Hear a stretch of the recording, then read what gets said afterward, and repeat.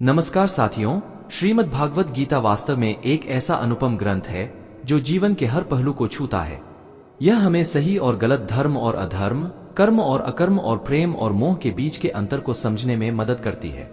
दोस्तों, गीता का ज्ञान न केवल हमारे वर्तमान जीवन के लिए बल्कि मृत्यु के बाद के जीवन के लिए भी अत्यंत महत्वपूर्ण है। यह हमें सिखाती है कि हम कैसे अपने कर्तव्यों का पालन करें, अपने मन को नियंत्रित करें और आत्मा की शाश्वतता को समझें। गीता को पूरी तरह से पढ़ना और समझना चुनौतीपूर्ण हो सकता है, लेकिन इसका अनुसरण करने वाला व्यक्ति वास्तव में जीवन के सच्चे अर्थ को प्राप्त कर सकता है। दोस्तों, श्रीमद् भागवत गीता एक संपूर्ण जीवन दर्शन है और इसका अनुसरण करने वाला व्यक्ति जीवन में श्रेष्ठता प्राप्त करता है। इसे नियमित रूप से पढ़ने और इसके उपदेशों को जीवन में उतारने से न केवल हमारी सोच बदलती है, बल्कि हमारा पूरा जीवन भी सकारात्मक दिशा में अग्रसर होता है। दोस्तों, श्रीमद् भागवत गीता का सार हमें न केवल धार्मिक दृष्टिकोण से बल्कि जीवन के हर पहलू से सीखने और समझने की प्रेरणा देता है। भगवान श्री कृष्ण द्वारा अर्जुन को दिए गए उपदेश हर व्यक्ति के लिए मार्गदर्शन का स्रोत हो सकते हैं। कर्मयोग के सिद्धांत में श्री कृष्ण कहते हैं कि तुम्हारा अधिकार केवल कर्म करने में है, फल में नहीं, इसलिए निरंतर कर्म करो और फल की चिंता मत करो। सर्वधर्मान परित्यागे के माध्यम से श्री कृष्ण बताते हैं कि सभी धर्मों को त्याग कर केवल उनकी शरण में आना चाहिए, जिससे सभी पापों से मुक्ति मिलती है। मित्रों, गीता में आत्मा की अविनाशिता का वर्णन करते हुए कहा गया है कि आत्मा को न शस्त्र काट सकते हैं, न अग्नि जला सकती है, क्योंकि आत्मा अविनाशी है। संयम और ध्यान के माध्यम से कर्म करने पर जोर देते हुए श्री कृष्ण ने संग को त्यागने की बात कही है। मोह और माया के संदर्भ में श्री कृष्ण कहते हैं कि यह संसार उनकी माया से उत्पन्न हुआ है और सभी जीव चीजें उनसे ही उत्पन्न होकर उनके ही अधीन है। दोस्तों, इन शिक्षकों को अपनाकर हम अपने जीवन में शांति, संतुलन और सफलता पा सकते हैं। गीता के उपदेश इस कलयुग में सही मार्ग पर चलने के लिए हमें प्रेरित करते हैं और एक मार्गदर्शक की तरह कार्य करते हैं। जब धर्म का पालन करना कठिन हो गया और अधर्म अपने चरम पर पहुंच गया, तब भगवान श्री कृष्ण ने अर्जुन को गीता का ज्ञान प्रदान किया। महाभारत के युद्ध के समय जब अर्जुन ने अपने कर्तव्यों के प्रति संशय और दुख प्रकट किया, तब भगवान श्री कृष्ण ने उसे जीवन, धर्म, कर्म और आत्मा के सच्चे स्वरूप का ज्ञान दिया। उन्होंने बताया कि यह संसार उनकी माया है और वे ही इसके पालन पोषण करते हैं। गीता का ज्ञान आज भी उतना ही प्रासंगिक है जितना कि 5 साल पहले था। दोस्तों, भगवान श्री कृष्ण ने गीता में कहा, नहीं कश्चित क्षमपि जात उत्तिष्ठ कर्म कृत्य, कोई भी व्यक्ति बिना कर्म किए एक क्षण भी नहीं रह सकता। यदा यदा ही धर्मसिग्ला निर्भवति भारत अभ्युत्थान धर्म से तदात्मानम सृजमेहेम, जब जब धर्म की हानि और अधर्म की वृद्धि होती है, तब तब मैं अवतार लेता हूँ। गीता का यह ज्ञान केवल युद्ध के संदर्भ में ही नहीं बल्कि जीवन के हर पहलू में हमें मार्गदर्शन प्रदान करता है। यह हमें सिखाती है कि हमें अपने कर्तव्यों का पालन कैसे करना चाहिए, अपने मन और इंद्रियों को कैसे नियंत्रित करना चाहिए और सच्चे आत्म साक्षात्कार की ओर कैसे अग्रसर होना चाहिए। दोस्तों, भगवान श्री कृष्ण का यह ज्ञान मानव जाति के कल्याण के लिए है और इसे समझना और इसका पालन करना ही सच्चे अर्थों में जीवन को सार्थक बनाता है। गीता का हर एक श्लोक हमें जीवन के विभिन्न पहलुओं पर विचार करने और सही मार्ग पर चलने के लिए प्रेरित करता है। मित्र, श्रीमद् भागवत गीता का ज्ञान किसी एक धर्म के लिए नहीं बल्कि पूरी मानव जाति और समस्त इंसानियत के लिए है। ये सभी आत्माओं के लिए है, क्योंकि यह आत्मा को परमात्मा, उसकी सृष्टि और उन महत्वपूर्ण नियमों के बारे में समझाती है जिनका आत्मा को मनुष्य के रूप में हर हाल में पालन करना और रक्षा करनी होती है। इन्हीं नियमों की बुनियाद पर आत्मा को शरीर त्याग करने के बाद परखा जाएगा और इस परीक्षा में पास होने पर आत्मा को जन्म और मृत्यु के चक्र से मुक्ति मिलेंगे। दोस्तों, परमात्मा भागवत गीता में कहते हैं, जो आत्मा को परमात्मा और उसकी सृष्टि के बारे में जानने और समझने का प्रयास करता है, वही सच्चे अर्थों में ज्ञान प्राप्त करता है। मनुष्य को अपने कर्तव्यों का पालन कर हुए सत्य, अहिंसा और धर्म के मार्ग पर चलना चाहिए। जब आत्मा इन नियमों का पालन करती है, तब वह परमात्मा के समीप पहुंचती है और जन्म मरण के बंधनों से मुक्त हो जाती है। इस प्रकार भागवत गीता हमें सही मार्ग दिखाती है और आत्मा के परमात्मा से मिलन की यात्रा को सहज बनाती है। दोस्तों, श्रीमद् भागवत गीता में परमात्मा कहते हैं, मैं ही सबकी शुरुआत हूँ। मैं शुरू से भी पहले था और सब खत्म होने के बाद भी रहूंगा। सब मुझ में है और मैं सब में हूँ। जो भी तुम छू सकते हो, देख सकते हो, छक सकते हो या सुन सकते हो, वह सब मैं ही हूँ। यह नदियां, सूरज, ग्रहण, चांद, सितारे सब मैंने ही बनाए हैं। मैंने ही भगवान, शैतान, राक्षस और इंसान बनाए हैं। मैं सर्वव्यापी हूँ और सब में रहता हूँ। मैं ही ब्रह्मा बनकर सब बनाता हूँ और रुद्र बनकर सब नष्ट कर देता हूँ। मैं इस सृष्टि को यूं ही बनाता और तोड़ता रहूंगा ताकि आत्माओं को मौके मिल सके। मित्र, इस जन्म और मृत्यु के चक्र से मोक्ष पाने के लिए और हमेशा के लिए परमात्मा के साथ रहने के लिए भागवत गीता में कहा गया है कि इस सृष्टि की हर वस्तु, हर जीव और हर घटना में परमात्मा का अस्तित्व है। दोस्तों, इस प्रकार गीता हमें यह सिखाती है कि सभी चीजें, चाहे वे दृश्य हो या अदृश्य, परमात्मा का ही रूप है। यह ज्ञान हमें अपने जीवन के हर क्षण में परमात्मा की उपस्थिति का एहसास कराता है और हमें सच्चे अर्थों में धर्म और कर्म के मार्ग पर चलने के लिए प्रेरित करता है। श्रीमद् भागवत गीता में परमात्मा कहते हैं कि इस सबसे बड़ी परीक्षा के लिए उन्होंने प्रकृति का निर्माण 5 तत्वों हवा, अग्नि, जल, पृथ्वी और आकाश से किया।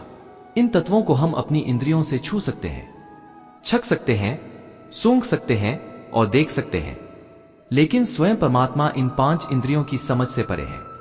दोस्तों, आत्मा इन इंद्रियों से परमात्मा को नहीं जान सकती। आत्मा 5 इंद्रियों के साथ वैसे ही है जैसे एक लोहे का रोबोट जिसे अपने बनाने वाले का कोई पता नहीं है। अर्जुन को भी परमात्मा का विराट रूप देखने के लिए भगवान कृष्ण ने दिव्य नेत्र दिए थे। मित्र, भागवत गीता हमें यह समझाती है कि आत्मा अजन्मी है। आत्मा का कोई जन्म नहीं होता और न ही उसकी मृत्यु होती है। यह अनादि और अविनाशी है। आत्मा को जानने के लिए भौतिक इंद्रियों से परे जाकर दिव्य दृष्टि की आवश्यकता होती है। इस ज्ञान के माध्यम से हमें यह एहसास होता है कि आत्मा और परमात्मा का संबंध अटूट और शाश्वत है। गीता के इस संदेश से हमें यह समझ में आता है कि जीवन की वास्तविकता को समझने के लिए हमें भौतिक जगत से ऊपर उठकर आत्मा के स्तर पर सोचना होगा। दोस्तों, यही ज्ञान हमें मोक्ष की ओर ले जाता है, जहां आत्मा जन्म और मृत्यु के चक्र से मुक्त होकर परमात्मा के साथ एकत्व को प्राप्त करती है।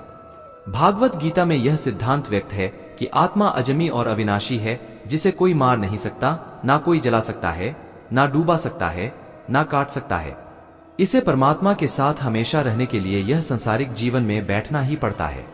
मित्र, इस परीक्षा के लिए आत्म को प्रकृति के चक्र से बाहर निकलकर मानव शरीर में जन्म लेना पड़ता है, जिसमें संसार के विभिन्न योनियों को जीकर भोग कर आत्मा को सात्विक जीवन की ओर प्रेरित करने का मौका मिलता है।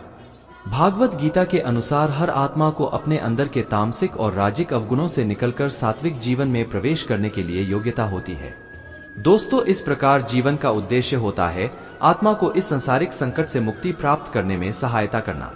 परमात्मा के साथ समर्पण और एकत्व में पहुंचना। हमारे तामसिक और राजस्व गुण हमें असहिंसक भावनाओं, अपने स्वार्थ की प्राथमिकता और अन्यों के प्रति नुकसान पहुंचाने में प्रेरित करते हैं। मित्र, इस प्रकार के गुण हमें संसारिक बंधनों में फंसा देते हैं और हमारे आत्मिक उन्नति को रोकते हैं। 7वें गुण वह होते हैं जो हमें आत्मा के साथ संबंध स्थापित करते हैं। ये गुण हमें अपने आसपास की हर चीज के साथ जोड़ने और उन्हें प्यार से, संवेदनशीलता से देखने की क्षमता देते हैं। सात्विक जीवन धर्म, अर्थ, काम और मोक्ष के चारों स्तंभों को संतुलित रूप से जीने में मदद करता है। दोस्तों, भागवत गीता इसी बात को समझाती है कि हमें अपने तामसिक और राज्य से गुणों को छोड़कर सात्विक जीवन की ओर बढ़ना चाहिए। दोस्तों, भागवत गीता उन 6 भावनाओं को काम, क्रोध, लोभ, मोह, अहंकार और ईर्ष्या के रूप में परिभाषित करती है, जो हमें अपने और दूसरों के प्रति नुकसान पहुंचा सकती है। काम और लोभ हमें स्वार्थपरता में डाल सकते हैं। क्रोध हमारे विचारों और कार्यों को असंवेदनशील बना सकता है। मोह हमें माया में फंसा सकता है। मित्र, अहंकार हमें अपनी महत्ता में डूबा सकता है और ईर्ष्या हमें दूसरों की सफलता से बर्दाश्त नहीं करने में बाधा डाल सकती है। भागवत गीता हमें यह सिखाती है कि हमें इन भावनाओं को नियंत्रित करना और सात्विक गुणों को विकसित करना चाहिए, जैसे कि दया, शांति, क्षमा, सहानुभूति और सत्य के प्रति समर्पण। इससे हम अपने और अन्यों के उत्थान में सहायता कर सकते हैं और आत्मिक शांति को प्राप्त कर सकते हैं। दोस्तों, भागवत गीता के अनुसार हमारी इच्छाएं और उनकी पूर्ति का प्रयास ही हमारे जीवन का मुख्य उद्देश्य होता है। हर व्यक्ति अपनी इच्छाओं और भावनाओं के साथ जन्म लेता है और जीवन के प्रत्येक समय में वे इच्छाएं हमें अगले कदम की दिशा में ले जाती है। मोक्ष, जो चौथा स्तंभ है, भागवत गीता में आत्मसात करने का मार्ग बताती है। यह वह स्थिति है जब हम अपने अंतर मन के द्वारा सभी इच्छाओं से परे हो जाते हैं और अनंत सुख और शांति का अनुभव करते हैं। मित्र, इसे प्राप्त करने के लिए हमें अपनी इच्छाओं के साथ यथाशक्ति योग करना और अपने कर्मों को सात्विक बनाने का प्रयास करना होता है। इस प्रक्रिया के माध्यम से हम आत्मा के स्वरूप को समझ सकते हैं और जीवन की सार्थकता को अनुभव सकते हैं, जिससे हम संतोष और सादगी की स्थिति में विजय प्राप्त कर सकते हैं। दोस्तों भागवत गीता में यह बताया गया है कि हमारी इच्छाएं ही हमारे जन्म और मृत्यु से बंधन का मूल कारण है। जब तक हम इच्छाओं के साथ बंधे रहते हैं, हमें फिर से जन्म लेना पड़ता है ताकि हम उन इच्छाओं को पूरा कर सके। मानव जीवन में द्वार माफी का भी है, जिससे कि हम अपने और दूसरों के बीच हुए अन्याय और अपराध को सुधार सके। इससे हमारी आत्मा को मुक्ति मिलती है और हम सच्चे धर्म में जीने की स्थिति को प्राप्त करते हैं। यही गीता की महत्वपूर्ण सीख है कि हमें अपनी इच्छाओं के बंधन से मुक्त होने का प्रयास करना चाहिए, ताकि हम सच्चे संतोष और शांति की प्राप्ति कर सके। जीवन की इस परीक्षा में जब आत्मा धर्म, अर्थ, काम और मोक्ष के द्वारों से गुजरती है, तो वह अपने कर्मों के अनुसार अपने भविष्य को निर्धारित करती है। अच्छे कर्मों के फलस्वरूप आत्मा स्वर्ग में जाती है, जहां उसे अनंत शांति और सुख का अनुभव होता है। दोस्तों, विपरीत दुष्कर्मों के फलस्वरूप आत्मा नरक में जाती है, जहां उसे उसके पापों के अनुकूल दंड मिलते हैं। आत्मा के पाप और पुण्य के निष्फल होने के परिणामों को सहना पड़ता है, और यह भी कि संसार में कर्मों के फलस्वरूप हमारी अगली जन्मांतर में उसे निर्धारित करते हैं। मित्र, इसलिए गीता हमें धर्म परायण और सत्यनिष्ठ जीवन जीने की महत्वपूर्ण शिक्षा देती है, ताकि हम अपनी आत्मा को समृद्धि और मोक्ष की दिशा में ले जा सके। दोस्तों, भगवान गीता अवगान के लिए एक मार्गदर्शक ग्रंथ है जो हमें बताता है कि आत्मा को परमात्मा के साथ योगाभ्यास के माध्यम से मुक्ति की प्राप्ति हो सकती है। यहाँ तक कि जब आत्मा धर्म, अर्थ, काम और मोक्ष के समझने के लिए प्रत्येक जन्म में विभिन्न परीक्षाओं से गुजरती है, तो उसे यह समझना है कि वह परमात्मा के साथ संयुक्त होकर ही सही मार्ग पर है।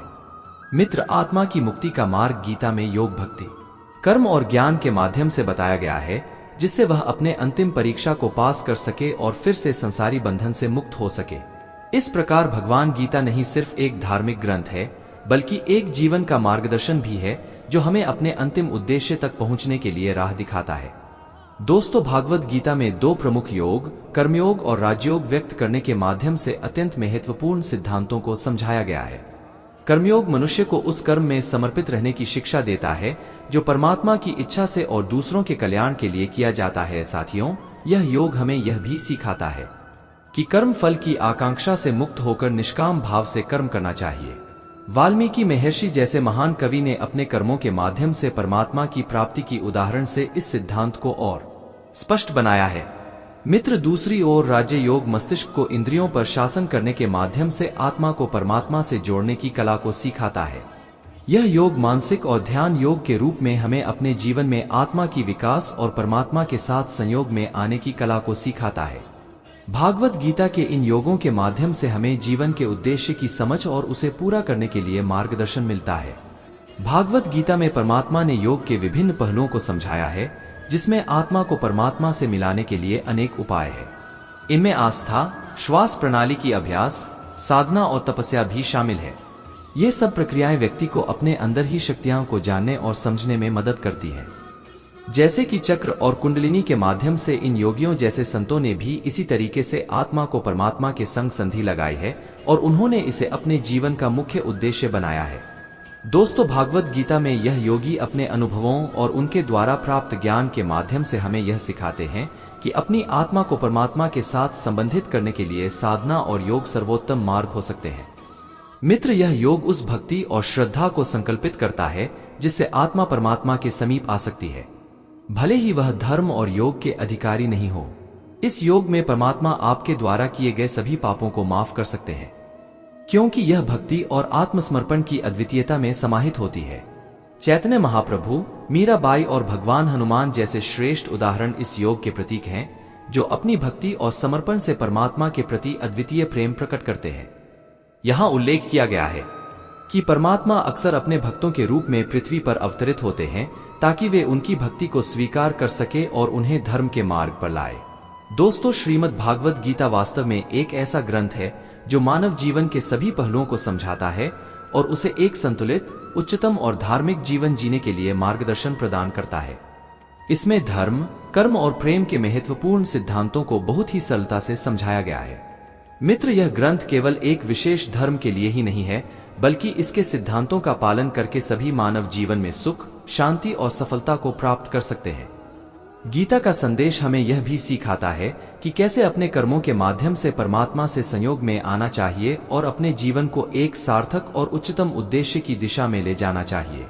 इसलिए हर इंसान को भागवत गीता को पढ़ने और समझने का प्रयास करना चाहिए दोस्तों, ताकि वे अपने जीवन को सबल और समर्थ बना सके। गीता का ज्ञान मानव जीवन के सभी पहलुओं में मार्गदर्शन प्रदान करता है, चाहे वह धार्मिक जीवन हो या फिर जीवन के बाद का सच्चा स्वरूप। इसका अनुसरण करने वाला व्यक्ति अपने जीवन में संपूर्णता की दिशा में अग्रसर होता है। दोस्तों, गीता में यह भी बताया गया है कि जिस घर में गीता का पाठ नियमित रूप से होता है वहां भगवान श्री कृष्ण स्वयं प्रस्तुत होते हैं।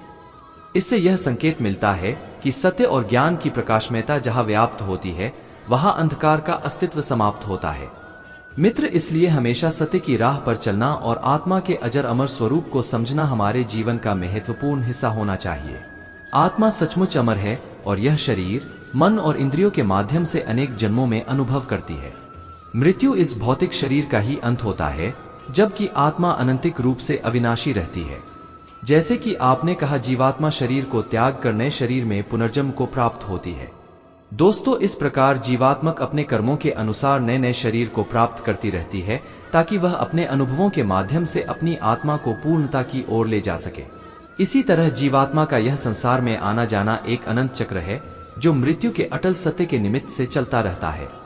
यह अमृता का एक गहरा सत्य है जो हमें जीवन के अस्तित्व के वास्तविकता को समझाता है। भागवत गीता में कर्म का महत्व व्याख्यान करते हुए भगवान श्री कृष्ण ने अर्जुन को उपदेश दिया कि मनुष्य का मूल धर्म है कर्म करना। वे बताते हैं कि हमें केवल कर्म करते रहना चाहिए।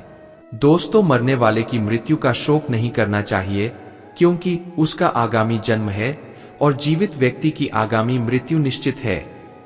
हमें इस जीवन को उच्चतम आदर्शों पर चलने का प्रयास करना चाहिए, जो केवल अच्छे कर्मों के माध्यम से ही संभव है। इसी प्रकार हम अपने कर्मों के माध्यम से परमात्मा के साथ संयुक्त हो सकते हैं और धर्मपरायण जीवन जी सकते हैं। दोस्तों, भागवत गीता में भगवान श्री कृष्ण ने भी यही सिखाया है कि हमें वर्तमान के लिए जीना चाहिए। अपने कर्मों को सच्चाई और निष्काम भाव से करना चाहिए।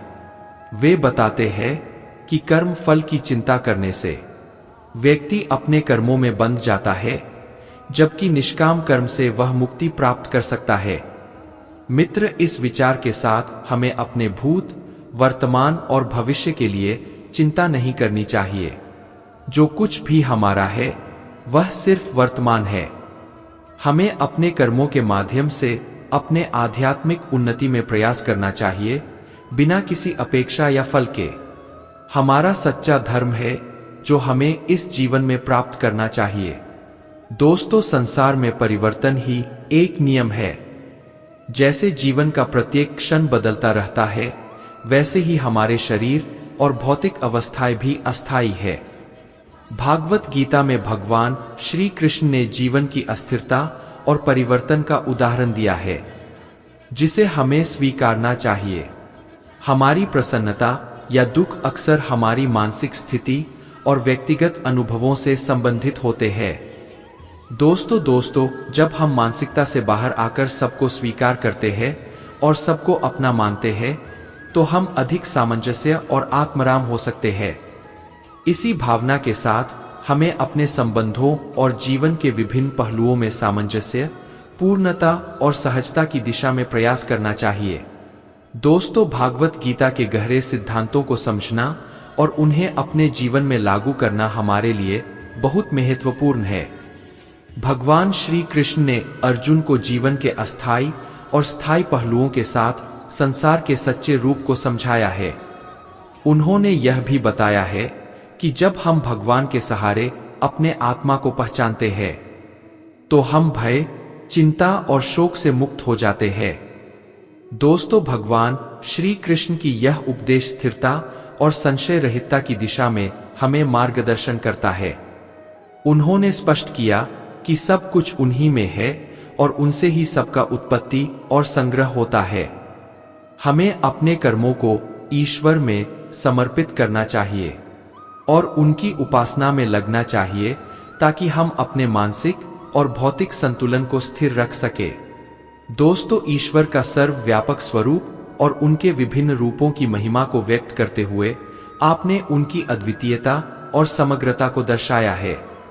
धर्म की स्थापना के लिए और पाप को समाप्त करने के लिए वह अवश्य अवश्य विचार में योग्य है। मित्र, भगवान श्री कृष्ण ने भागवत गीता में भी अर्जुन को समाज की संरक्षा और धर्म के उत्थान के लिए अपना अवतार लेने के बारे में उपदेश दिया था। आपके विचार व्यापक और गहराई से धर्म, पाप और कर्म के महत्व को स्पष्ट करते हैं। कर्म के साथ साथ मन के नियंत्रण के महत्व को स्पष्ट करता है। दोस्तों, भगवद गीता में क्रोध को नियंत्रित करने के लिए श्री कृष्ण ने अर्जुन को उपदेश दिया था। क्रोध के अनुचित प्रयोग से व्यक्ति को अपने अंतर्मन के शांति और स्थिरता में हानि होती है। यह मन के अशांति को बढ़ाता है और व्यक्ति को अपने उद्देश्यों के प्रति अनियंत्रित बना सकता है। मन को शांत और स्थिर रखने के लिए ध्यान और साधना की आवश्यकता होती है। इससे मन में उत्पन्न होने वाली बेकार की चिंताओं और अनर्थक इच्छाओं का संयम बना रहता है और व्यक्ति अपने जीवन में स्थिरता को प्राप्त कर सकता है। मन को वश में न करना या उस पर नियंत्रण नहीं रख पाना व्यक्ति के लिए बड़ी समस्या हो सकती है। संदेह का होना या शक करना व्यक्ति के मार्ग में बाधा डाल सकता है और उसे अपने लक्ष्यों तक पहुंचने में अड़चनें उत्पन्न कर सकता है। आत्मविश्वास, निष्ठा और विश्वास की आवश्यकता होती है जो व्यक्ति को अपने मन के विकारों से दूर ले जाती है। सही समय पर अच्छी संभावनाओं और उपायों को समझने के लिए उसकी आवश्यकता होती है। संदेह और शक से बचने के लिए अच्छी संभावनाओं पर ध्यान केंद्रित करना और सकारात्मक सोच बनाए रखना अत्यंत महत्वपूर्ण है। सुंदरता की दो प्रकार है, तन की सुंदरता और स्वभाव की सुंदरता। मित्रों, तन की सुंदरता मनुष्य को बाह्यता आकर्षित करती है, जबकि स्वभाव की सुंदरता हृदय को आकर्षित करती है। एक व्यक्ति की स्वभाव सुंदरता ही उसके व्यक्तित्व का सही मापदंड होता है और उसे अधिक उपलब्धियों की ओर ले जाता है। स्वभाव की पवित्रता और व्यक्तित्व की सहीता व्यक्ति के जीवन में अत्यंत महत्वपूर्ण है। मित्र, हमें अपने कार्यों और विचारों को देखने का समय लेना चाहिए और यह समझने का प्रयास करना चाहिए कि हम क्यों किसी काम को कर रहे हैं और इसके पीछे क्या उद्देश्य है। जीवन में सही और गलत का अंतर करना अत्यंत महत्वपूर्ण है और इसे जानने के लिए हमें अपने अंतरात्मा की गहराई में जाने की आवश्यकता होती है। जब हम ईश्वर में पूर्ण श्रद्धा और ज्ञान को प्राप्त करते हैं, तब हमारे जीवन में आनंद और सफलता का समान व्यय बनता है। मोह और अज्ञान ही हमारे दुखों और संकटों के मूल कारण होते हैं और इसलिए हमें इन्हें दूर करने के लिए अपने अंदर की उच्च ज्ञान और श्रद्धा को विकसित करना जरूरी होता है। दोस्तों, व्यक्ति की आत्मा को समझना और उसे पहचानना जीवन का सबसे महत्वपूर्ण कार्य है। जिस जगह पर हमारा सम्मान नहीं होता वहां पर रहना या कार्य करना हमें केवल कमजोर बनाता है। असली महत्व और सम्मान हमें वहां मिलता है जहां हमारी प्रासंगिकता और योग्यता की मान्यता होती है। वर्तमान का आनंद लेना और सच्ची प्रसन्नता में रहना हमारे जीवन के वास्तविक सुख की कुंजी है। दोस्तों, भगवान श्री कृष्ण की बातें भी यही सिखाती है। हमें उसके साथ संबंधित और सच्चाई की ओर बढ़ना चाहिए और जो कुछ भी हमें असही समझे जाते हैं उससे दूर रहना हमारे लिए उत्तम है। स्वाभिमान और सत्य के प्रति आपकी इस दृष्टि बहुत महत्वपूर्ण है। यही आपको उस रास्ते पर आगे बढ़ाने में सहायक होता है जिस पर आप विश्वास करते हैं, जीवन में आए हुए संकटों को परास्त करने के लिए। मित्र, आपकी उत्कृष्ट भावनाओं और क्रियाओं की प्रेरणा होती है। वक्त वास्तव में सबके लिए बदलता है और आपकी शक्ति और साहस से आपका वक्त हमेशा सुनहरा रहेगा। आपकी दृढ़ता और अनुभव से यह सिद्ध होता है कि कोई भी समस्या या परिस्थिति आपको नहीं हरा सकती। आपकी सोच और भावनाओं में दया और समर्थन है और यही आपको अपने सम्मान और सही कार्य के माध्यम से समाज में स्थापित करता है। इन्हें समझना और अपने जीवन में उन्हें अमल में लाना वास्तविक धार्मिक अभ्यास का हिस्सा होता है। मित्र, गर्व और अहंकार से बचना, दूसरों पर विश्वास करने के बजाय उनके कार्यों पर विशेष ध्यान देना और गलती स्वीकार करने में सामर्थ्य होना, ये सब जीवन को संतुलित, और सरल बनाने में मदद कर सकते हैं। भागवत गीता के सिद्धांतों का अमल करने से मनुष्य के जीवन में सकारात्मक परिवर्तन आ सकता है और उसके कर्मों का प्रभाव समाप्त हो सकता है। यह उसे अपने भाग्य को स्वीकार करने में मदद कर सकता है और सही मार्ग पर चलने में संघर्ष को कम कर सकता है। दोस्तों, भागवत गीता का अध्ययन और उसके सिद्धांतों का अमल वास्तविकता में जीवन को सरल और समर्थ बना सकता है। यह उद्धरण जीवन के विभिन्न पहलुओं को छूता है और बहुत ही प्रेरणादायक संदेश देता है। इसका मुख्य बिंदु यह है कि एक सच्चा और समझदार व्यक्ति सुख, दुख, मान, अपमान सभी में स्थिर और शांत रहता है। दोस्तों, जब एक समझदार व्यक्ति संबंध निभाना बंद कर देता है तो इसका अर्थ है कि उसके आत्मसम्मान को ठेस पहुंची है। प्रेम और अहंकार के बारे में बहुत सुंदर विचार प्रस्तुत किए गए हैं। प्रेम माफी मांगने में खुशी पाता है, जबकि अहंकार माफी सुनने में। अंत में कर्म को व्यक्ति की पहचान के रूप में बताया गया है। यह दर्शाता है कि किसी का वास्तविक मूल्य उसके कर्मों से मापा जाता है, न कि उसके नाम से। यह उद्धरण हमें अपने जीवन में स्थिरता, आत्मसम्मान, प्रेम और कर्म के महत्व को समझने और अपनाने के लिए प्रेरित करता है। यह उद्धरण भी जीवन की वास्तविकता को दर्शाता है और हमें महत्वपूर्ण जीवन पाठ सिखाता है। दोस्तों, जीवन में दूसरों से अपनी तुलना करना हमें अपने मार्ग से भटका सकता है और हमारे आत्मसम्मान को भी कम कर सकता है। हर व्यक्ति अपने आप में विशेष और अद्वितीय होता है। समय और परिस्थितियां बदलने के लिए हमें प्रयास करना होता है और यह प्रयास हमें सही दिशा में आगे बढ़ाता है। भाग्य और कर्म की शक्ति को समझते हुए हमें अपने कर्तव्यों का पालन करना चाहिए।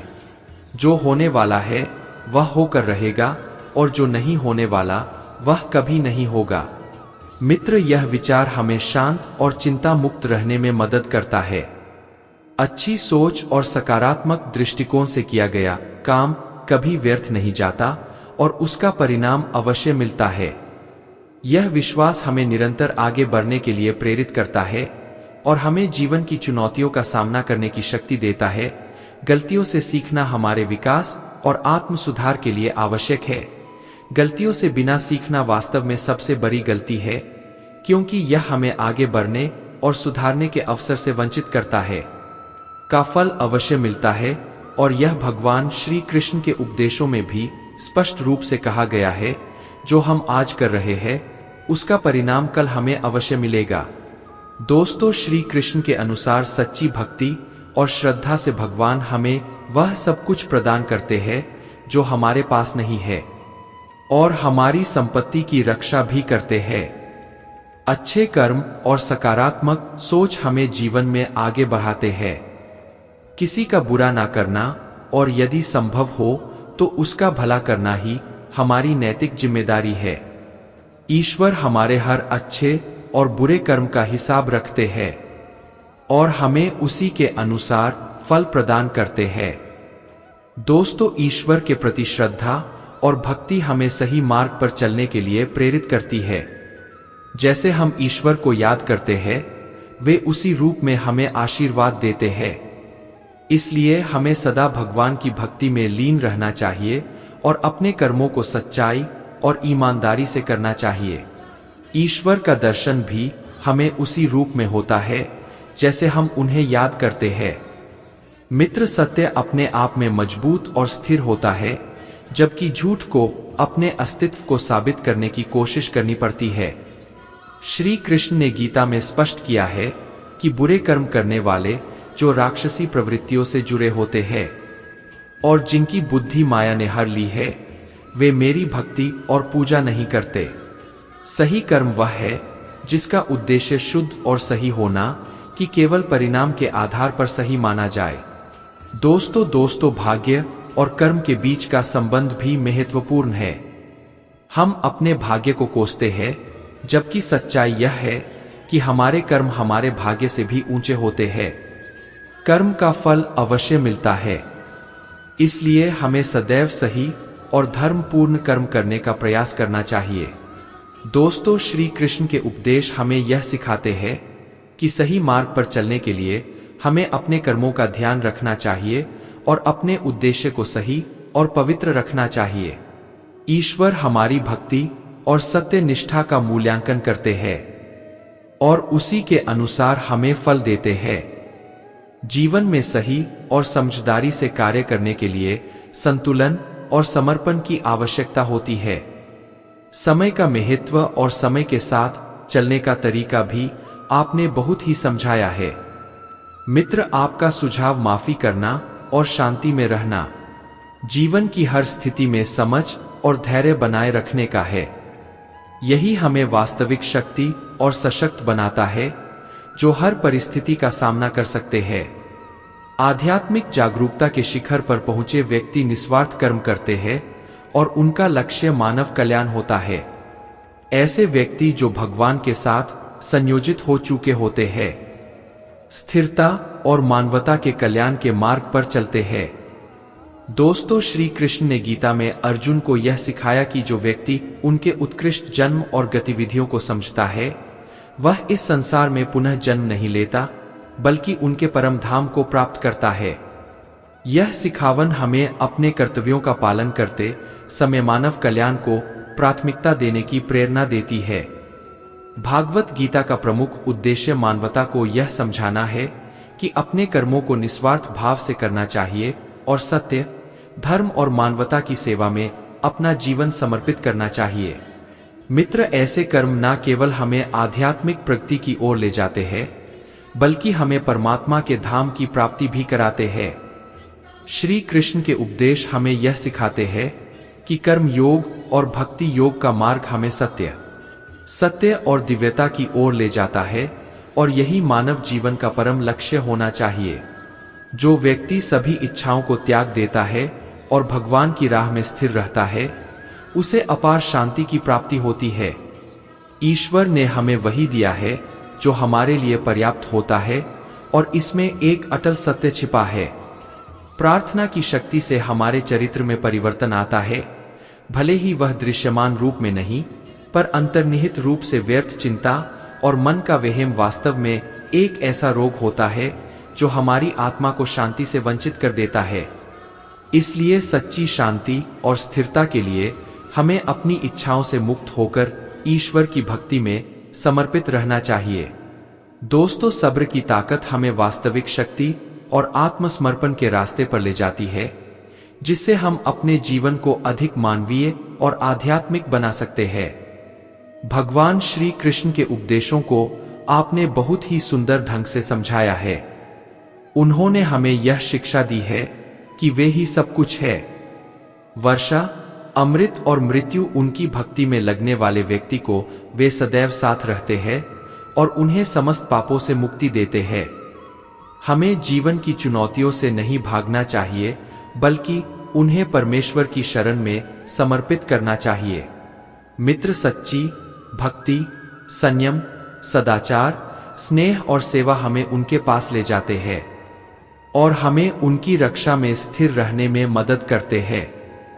श्री कृष्ण का संदेश हमें यह सिखाता है कि हमें हर हालत में उच्चतम सत्य को ध्यान में रखना चाहिए और उनकी इच्छा अनुसार कार्य करना चाहिए, ताकि हमारे जीवन का उद्देश्य परमेश्वर की प्राप्ति में पूरा हो सके। शस्त्र केवल शरीर को घायल कर सकते हैं, लेकिन शब्द और भावनाओं आत्मा को भी घायल कर सकती है।